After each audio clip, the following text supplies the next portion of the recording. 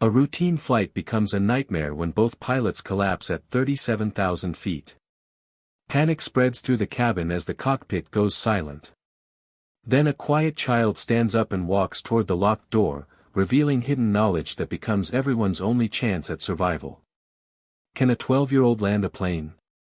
Before you watch full story, comment below from which country are you watching. Don't forget to subscribe for more amazing stories.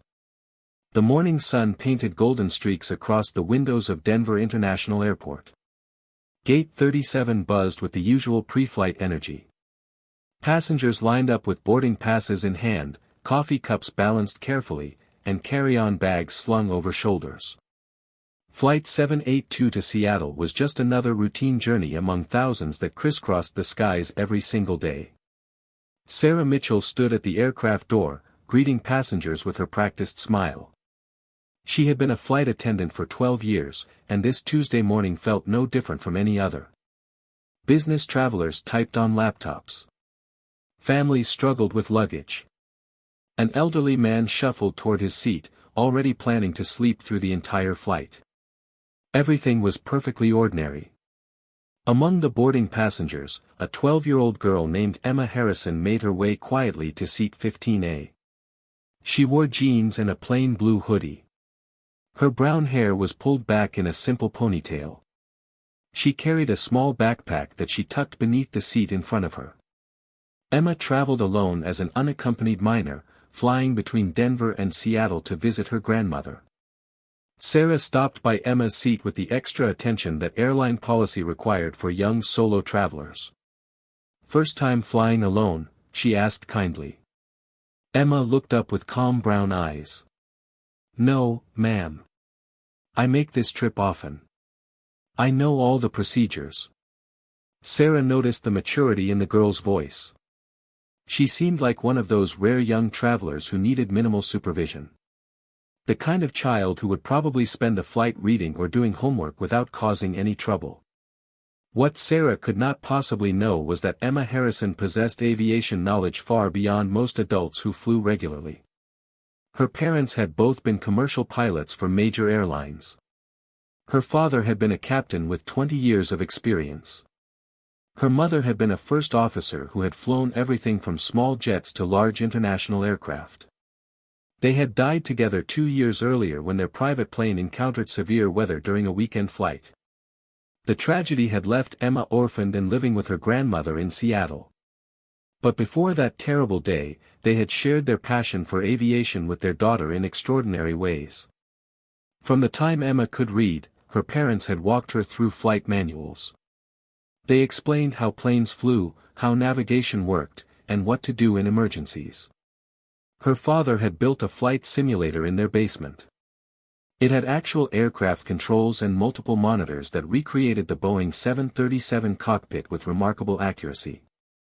Emma had spent countless hours there, learning to fly under her parents' careful instruction. After their deaths, aviation became Emma's connection to the parents she missed desperately. She had thrown herself into studying everything they had taught her and much more. She memorized regulations and emergency procedures. She studied weather patterns and aircraft systems. She spent hours on flight simulation software that her parents' pilot friends had given her. She watched cockpit videos and read accident investigation reports. Her grandmother worried that this obsession was unhealthy. She thought Emma should focus on normal 12-year-old interests like friends and social media. But Emma found comfort in the precise language of aviation. The orderly procedures made sense to her. Understanding how aircraft worked somehow kept her parents' memory alive. Now Emma sat in seat 15A, pulling a tablet from her backpack. She opened a flight tracking app that showed Flight 782's planned route to Seattle. She studied the waypoints they would follow as the aircraft climbed to cruising altitude. She knew they would likely fly at 37,000 feet today. None of the passengers glancing at her screen would recognize what they were seeing as anything more than a game. They certainly would not realize that this quiet girl could read aviation charts and understood complex flight operations. They would never guess that she had memorized emergency checklists for engine failures, decompression, and electrical problems. In the cockpit of Flight 782, Captain James Reynolds and First Officer David Chin completed their pre-flight checklist. Captain Reynolds was a 28-year veteran with the airline. He was known for his calm professionalism and careful attention to procedures. First Officer Chen had 8 years with the company and was building experience toward his own promotion to captain. They reviewed the weather briefing. Clear skies along their entire route with only light turbulence possible over the Rocky Mountains. They checked the aircraft's fuel load and confirmed that all systems showed normal readings. Everything about Flight 782's preparation reflected the high standards that made commercial aviation the safest form of transportation ever created. The cabin door closed right on schedule. Sarah began the safety demonstration while passengers paid varying degrees of attention. Most had seen this presentation hundreds of times. Emma watched carefully despite having memorized every word. She knew that most passengers ignored these demonstrations.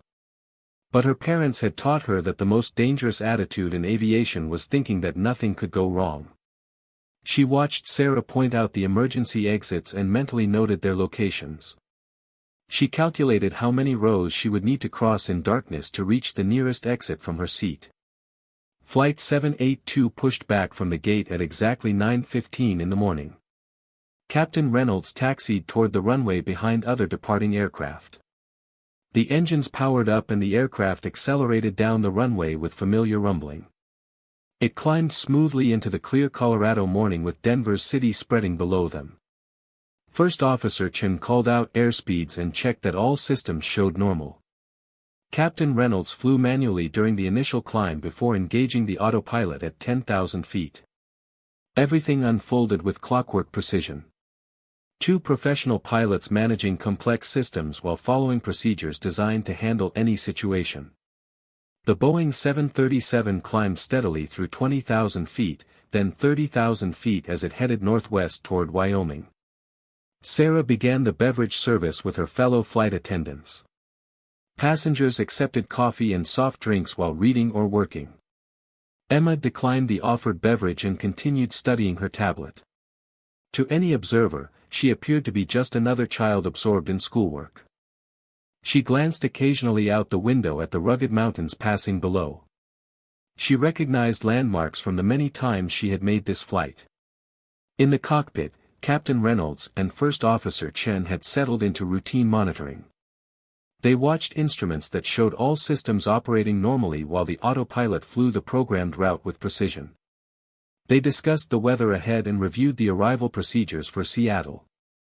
They maintained professional focus even during the quiet portions of the flight. The Boeing 737 cruised northwest at 37,000 feet. The Rocky Mountains' dramatic peaks gradually gave way to flatter terrain. Just another aircraft among thousands at high altitude across North America on this ordinary Tuesday morning. Everything about Flight 782 remained utterly routine and unremarkable.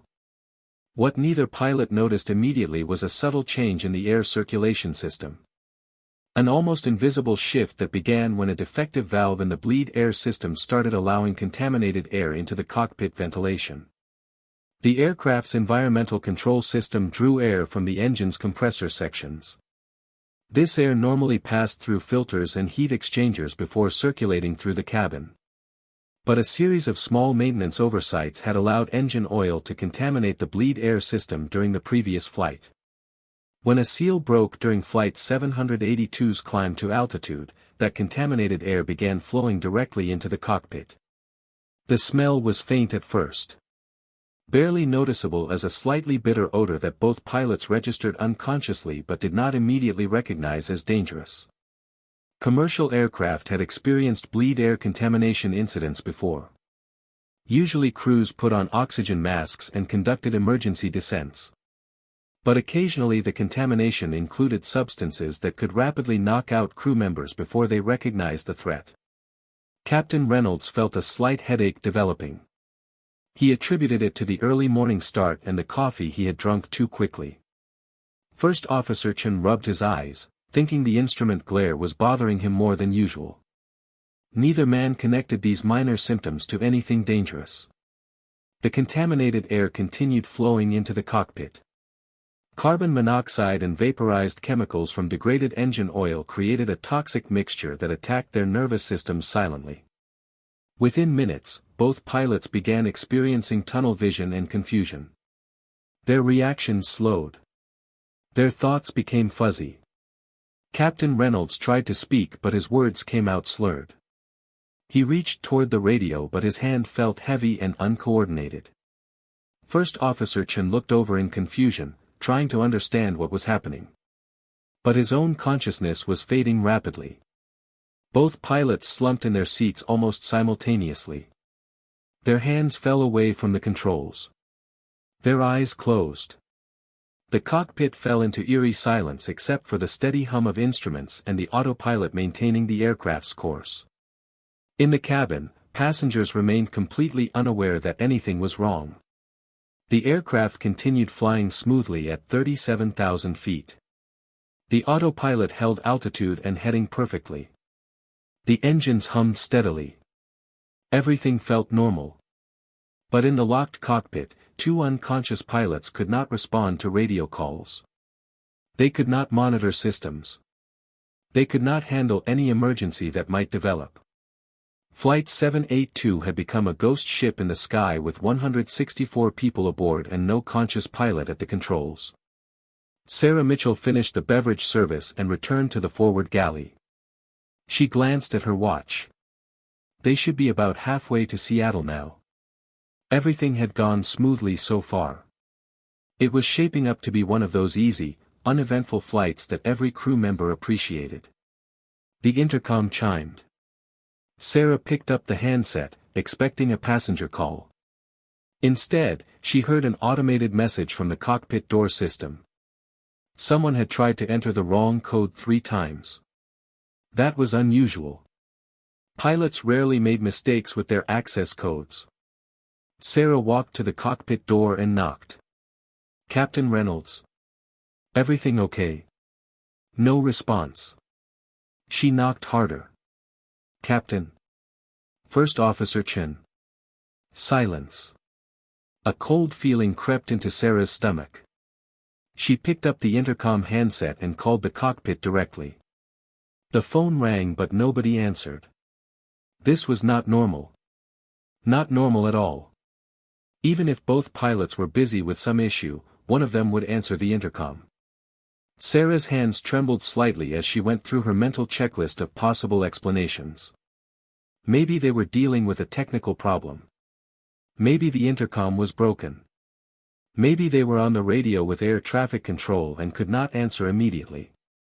But deep down, she knew something was very wrong.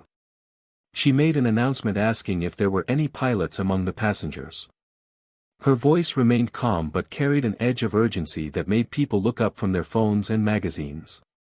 A businessman in row 6 raised his hand. I have a private pilot license. Small planes only. Sarah felt a brief surge of hope, but she knew that flying a small plane was vastly different from managing a commercial jet. Still, it was better than nothing. Before she could respond, a small voice spoke up from the back of the cabin. I can help. Sarah turned to see Emma Harrison standing in the aisle. The 12-year-old girl looked impossibly small and young, but her eyes were steady and determined. Honey, thank you, but we need an actual pilot, Sarah said gently, trying not to sound dismissive. My parents were both airline pilots, Emma said, her voice stronger now. They taught me to fly. I have thousands of hours on a Boeing 737 simulator. I know the emergency procedures. The cabin had gone completely quiet. Passengers stared at the child making this impossible claim. Some looked skeptical. Others looked terrified at the implication that their survival might depend on a 12-year-old. Sarah felt torn between hope and disbelief. This seemed impossible. A child could not possibly know enough to help with a real aircraft emergency. But something in Emma's eyes, something in her calm confidence, made Sarah hesitate. What's your name? Sarah asked. Emma Harrison. Emma, this is very serious. If something is wrong in the cockpit, we need real help. I am real help, Emma said quietly. My dad was a captain for 20 years. My mom flew international routes. They trained me from the time I was little. After they died, I kept studying because it made me feel close to them. I know I'm just a kid, but I know these aircraft. Please let me try. The words tumbled out with such sincerity that Sarah found herself believing them. Or at least, wanting to believe them. Because if both pilots were unconscious or incapacitated, this child might be their only chance. Sarah made a decision based purely on instinct and desperation. Tell me exactly what you know. Emma spoke quickly but clearly. The Boeing 737 has a cockpit door with electronic locks. There's an emergency access panel behind a concealed cover near the door frame. If you remove the cover, there's a mechanical override that can unlock the door if the electronic system fails or if the pilots can't respond. Sarah stared at the girl. How could a 12-year-old know about security systems that airlines carefully guarded? My parents showed me everything, Emma explained. They said knowledge could save lives. They never thought I'd actually need it, but here we are. Sarah looked at the private pilot in row 6. He shrugged helplessly. I don't know anything about commercial aircraft systems. Sarah turned back to Emma. Show me. Emma stepped forward, and passengers watched in stunned silence as this child led a flight attendant to the cockpit door. Emma pointed to a spot on the wall beside the door. There. That small panel. You need to remove it carefully. Sarah found the concealed cover and removed it with trembling fingers. Behind it was exactly what Emma had described, a mechanical override system. Now what? Sarah whispered. Emma talked her through the exact sequence of actions. Her instructions were precise and confident. After several tense seconds, the heavy cockpit door clicked open. Sarah pulled it wide and both she and Emma stopped in horror. Captain Reynolds and First Officer Chen were slumped unconscious in their seats. The cockpit instrument panels glowed with warning lights. The autopilot was still flying the aircraft, but both pilots were completely unresponsive. Oh my God, Sarah breathed. Emma pushed past her and stepped into the cockpit. Her heart hammered so hard she could hear it in her ears. But she forced herself to focus on procedures rather than panic. She saw immediately that both pilots were still breathing. Their chests rose and fell regularly even though they showed no response to voice or touch. Sarah tried to shake Captain Reynolds awake without success. Emma scanned the overhead panel, looking for the source of the problem.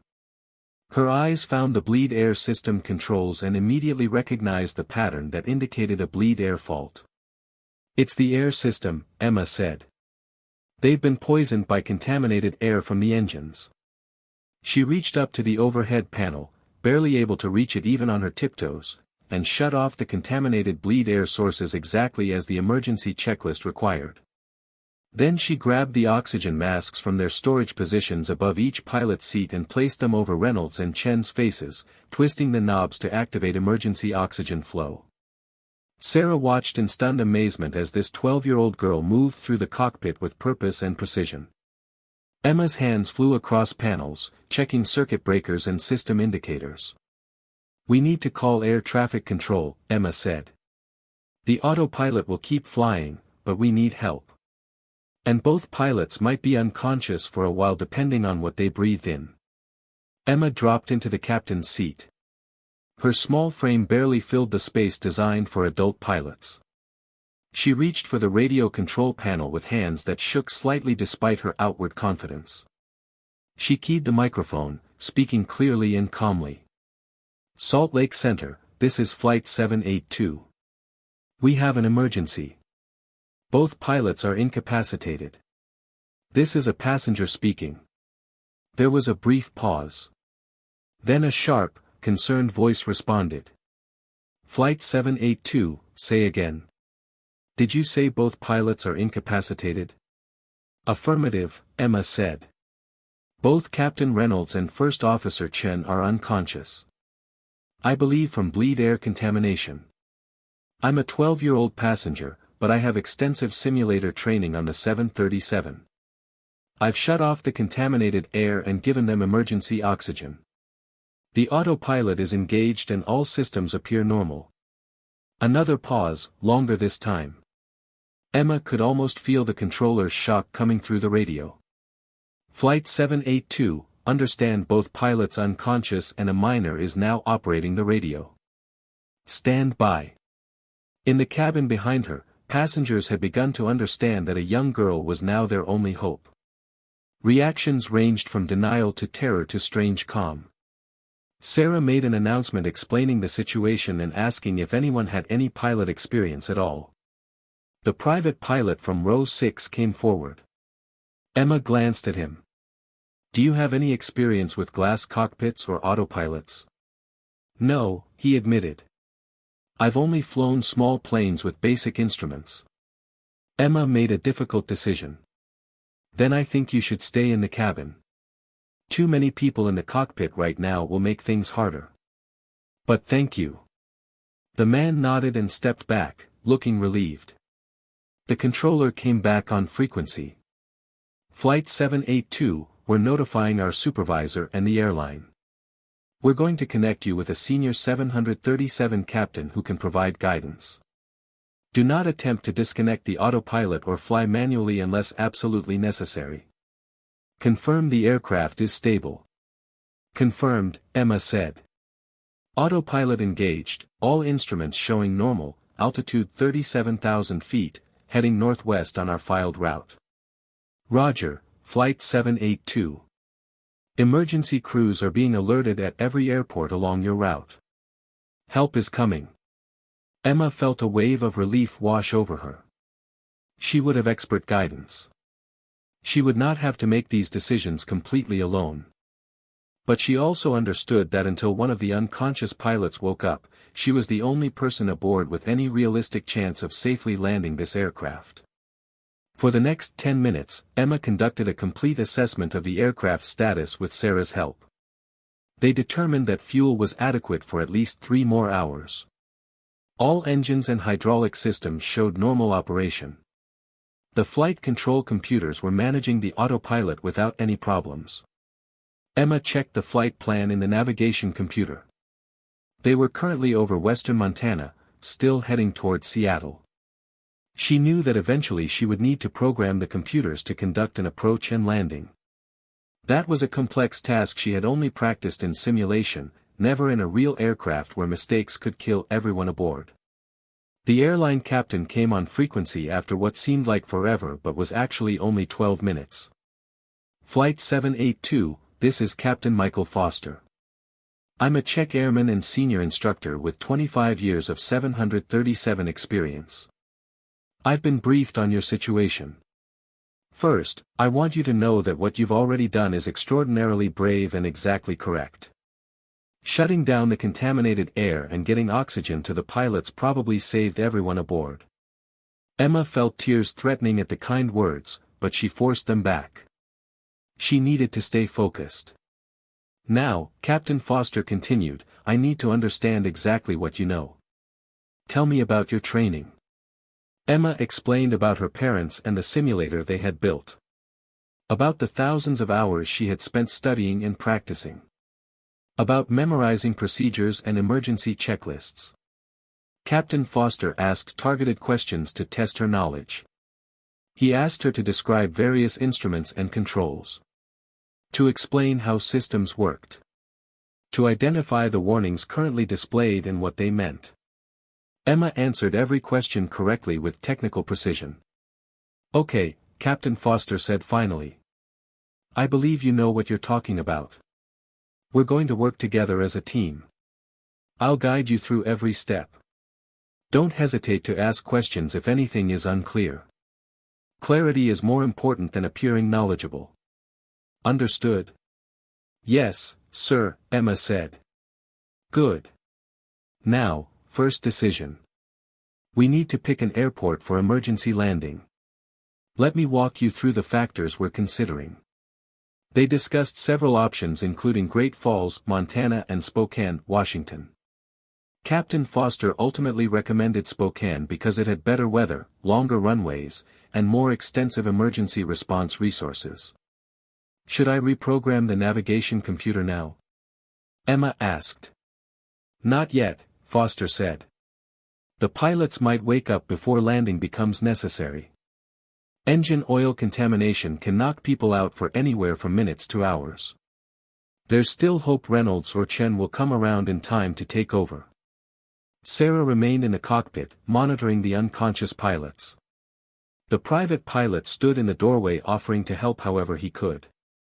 Emma asked him to watch for any signs the pilots might be waking up while she focused on managing the aircraft. Time stretched strangely. Flight 782 continued northwest with a 12-year-old girl now effectively serving as the only conscious pilot aboard. Her small hands rested on the control panel while her eyes continuously scanned instruments exactly as her father had taught her. Captain Foster maintained constant radio contact. His voice provided reassurance that gave Emma confidence she could actually do this impossible thing. When they were about 80 miles southeast of Spokane, Captain Foster's voice came through the radio with new urgency. "Emma, it's time to begin preparing for approach and landing. I'm going to guide you step by step. Are you ready?" Emma took a deep breath. "Yes, sir." "Okay. First, we're going to program the navigation computer to fly to Spokane. I'll tell you exactly what to enter." Emma carefully unlocked the flight management computer's interface. Her fingers hovered over the keys as Foster dictated what she needed to input. She programmed the computer to fly to Spokane International Airport and selected the ILS approach to runway 03, which Foster recommended because of favorable winds. Each entry required careful confirmation. Emma worked methodically, reading back everything to Foster, who verified she had programmed it correctly. Sweat trickled down her back despite the cool cockpit temperature. Her breathing was shallow and rapid as the reality of what she was attempting became increasingly real. Foster talked her through calculating approach speed and landing configuration. He explained that she should use the lightest possible landing weight from the performance tables, even though their actual weight was higher. Landing fast was better than landing slow and potentially stalling. Emma found the relevant pages in the quick reference handbook and calculated that they should cross the runway at approximately 140 knots. It felt impossibly fast, even though she had flown hundreds of simulator approaches at similar speeds. Then Foster addressed the critical question. "Emma, here's the good news. Modern 737s have autoland capability. The autopilot can fly the approach and land the aircraft without pilot input, as long as certain conditions are met. I want you to check if your aircraft has the required equipment." Emma scanned the instrument panel and checked the aircraft's systems. "Yes, sir.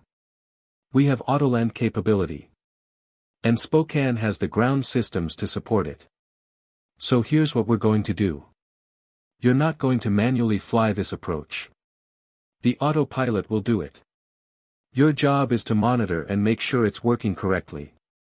You'll need to manage the landing gear, flaps, and other systems at the right times. But you won't be hand flying. Understand?" Relief flooded through Emma. "Yes, sir.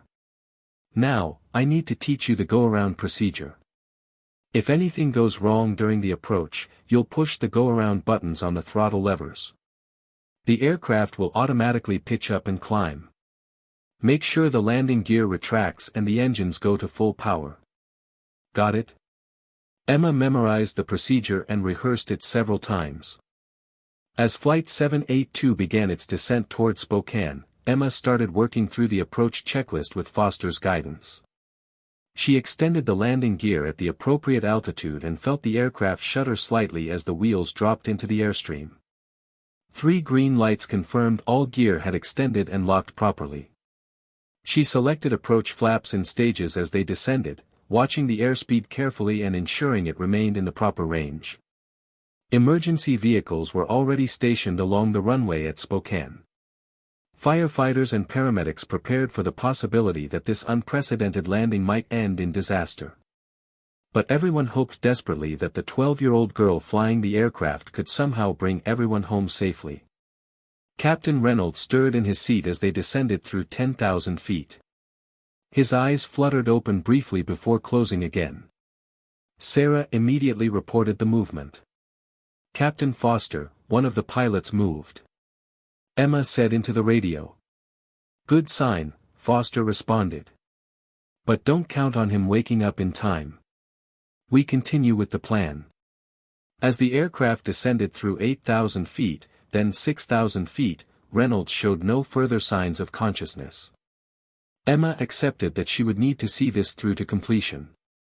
"Emma," Foster's voice remained steady and encouraging. "You're doing everything exactly right. Thousands of pilots have done this same approach successfully. You will too." Emma tried to believe him while fighting the terror that threatened to overwhelm her focus. She reminded herself that her parents had trained her for exactly this. The instrument landing system needle centered as Flight 782 intercepted the final approach course. The autopilot began following electronic guidance down a precise 3-degree glide path to the runway. Emma watched the needles intently while monitoring airspeed and altitude. She called out her readings to Captain Foster, who confirmed that everything looked perfect. The aircraft descended through 4,000 feet, then 3,000 feet. The ground rose up to meet them. Buildings and roads became visible through the cockpit windows. Emma could see the runway ahead in the distance, a long ribbon of concrete that looked impossibly narrow. Foster talked Emma through arming the automatic brake system for landing. "After touchdown, keep your hands off the controls. Let the auto brakes do their job. The aircraft will slow to taxi speed automatically." Emma acknowledged while continuing to monitor the approach. Her eyes darted between flight instruments and the view outside as the runway grew larger ahead of them. Sarah stood behind the captain's seat with one hand gripping it for support. She watched this child perform actions that seemed to belong in a dream rather than reality. The radio altimeter counted down their height above ground. 500 feet. 400. 300. "You're seconds from touchdown," Foster said. "Keep monitoring the instruments. The autopilot will flare automatically just before landing." Emma watched the altimeter wind down through 100 feet, then 50 feet. The ground rushed up. Buildings and terrain streaked past the windows in a blur that made her stomach clench with fear. The automated voice called out, 40, 30. Emma saw the runway threshold pass beneath them. The gray concrete filled her entire field of vision. 20, 10. The autopilot executed the automatic flare, raising the nose slightly as power reduced. The aircraft settled onto the runway with a surprisingly gentle chirp as the main wheels contacted concrete. Emma felt the touchdown through her seat. She heard the auto brake system activate immediately, the whoosh of brake actuation and the roar of engines deploying thrust reversers to help slow their momentum. The aircraft decelerated rapidly while tracking straight down the centerline. Emma kept her hands clear of the controls exactly as Foster had instructed, allowing the automated systems to complete the landing roll. Flight 782 slowed through 60 knots, then 40 knots. Emergency vehicles raced alongside the runway, keeping pace. Finally, the aircraft rolled to a complete stop about halfway down the runway's length. Emma sat frozen in the captain's seat for several seconds. Her mind struggled to process that they had actually landed safely. That everyone was alive. That she had somehow accomplished what should have been impossible. "Flight 782, congratulations on a perfect landing," Captain Foster's voice came over the radio. "You just did something remarkable that people will discuss for decades. Well done, Emma." Sarah burst into tears and wrapped her arms around Emma from behind. She held the young girl tightly while her body shook with relief and residual terror. Emergency crews swarmed the aircraft immediately. Paramedics rushed aboard to assess and treat the still unconscious pilots. Fire crews stood ready to handle any emergency.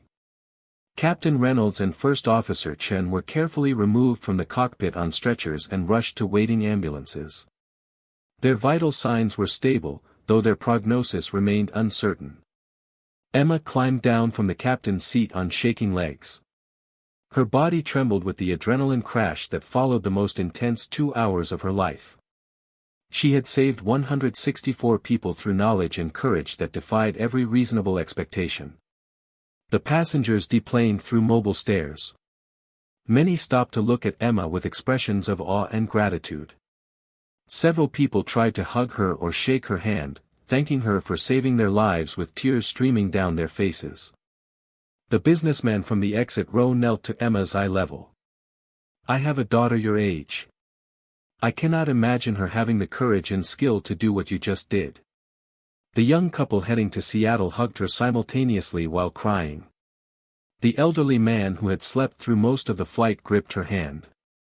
"You're the bravest person I've ever met in my 87 years. Sarah stayed close to Emma as airline officials and airport authorities arrived to document what had occurred. Emma suddenly found herself the center of attention from people who wanted detailed accounts of every action she had taken. An FAA inspector arrived within 30 minutes and spoke extensively with Emma while recording her statement. His expression shifted between disbelief and admiration as she described the sequence of events. He asked technical questions about her training, clearly trying to understand how someone her age could possibly have the expertise necessary to safely operate a commercial jet. Captain Michael Foster arrived at Spokane Airport 2 hours later. He found Emma in an airport office and shook her hand with genuine respect. "In my entire career, I've never witnessed anything as extraordinary as what you accomplished today," he said. "Your parents would have been incredibly proud." The investigation into Flight 782's emergency would take months. Captain Reynolds and First Officer Chen both recovered fully after treatment for carbon monoxide poisoning. Both pilots met with Emma once they recovered, thanking her for saving their lives. "You demonstrated remarkable airmanship," Reynolds told Emma. "I encourage you to pursue aviation professionally when you're old enough." The story of Flight 782 dominated news coverage for weeks. Emma gave one press conference before refusing all further media appearances. She spoke simply about what had occurred, crediting her parents for the training that made her actions possible. The airline created a scholarship program in Emma's name. The FAA granted Emma special recognition for her actions. Emma returned to her regular life in Seattle with her grandmother. Captain Foster became a mentor to her. Flight 782 became part of aviation history, studied in pilot training programs worldwide. Emma's actions had saved 164 people through knowledge, preparation, and courage. Her parents had given her the tools she needed without knowing she would ever need to use them. Their legacy lived on through the lives saved and the lessons learned from their daughter's remarkable response to an impossible situation. The businessman from the exit row knelt to Emma's eye level. "I have a daughter your age. I cannot imagine her having the courage and skill to do what you just did." The young couple heading to Seattle hugged her simultaneously while crying. The elderly man who had slept through most of the flight gripped her hand. "You're the bravest person I've ever met in my 87 years. Sarah stayed close to Emma as airline officials and airport authorities arrived to document what had occurred. Emma suddenly found herself the center of attention from people who wanted detailed accounts of every action she had taken. An FAA inspector arrived within 30 minutes and spoke extensively with Emma while recording her statement. His expression shifted between disbelief and admiration as she described the sequence of events. He asked technical questions about her training, clearly trying to understand how someone her age could possibly have the expertise necessary to safely operate a commercial jet. Captain Michael Foster arrived at Spokane Airport 2 hours later. He found Emma in an airport office and shook her hand with genuine respect. "In my entire career, I've never witnessed anything as extraordinary as what you accomplished today," he said. "Your parents would have been incredibly proud." The investigation into Flight 782's emergency would take months. Captain Reynolds and First Officer Chen both recovered fully after treatment for carbon monoxide poisoning. Both pilots met with Emma once they recovered, thanking her for saving their lives. "You demonstrated remarkable airmanship," Reynolds told Emma. "I encourage you to pursue aviation professionally when you're old enough." The story of Flight 782 dominated news coverage for weeks. Emma gave one press conference before refusing all further media appearances. She spoke simply about what had occurred, crediting her parents for the training that made her actions possible. The airline created a scholarship program in Emma's name. The FAA granted Emma special recognition for her actions. Emma returned to her regular life in Seattle with her grandmother. Captain Foster became a mentor to her. Flight 782 became part of aviation history, studied in pilot training programs worldwide. Emma's actions had saved 164 people through knowledge, preparation, and courage. Her parents had given her the tools she needed without knowing she would ever need to use them.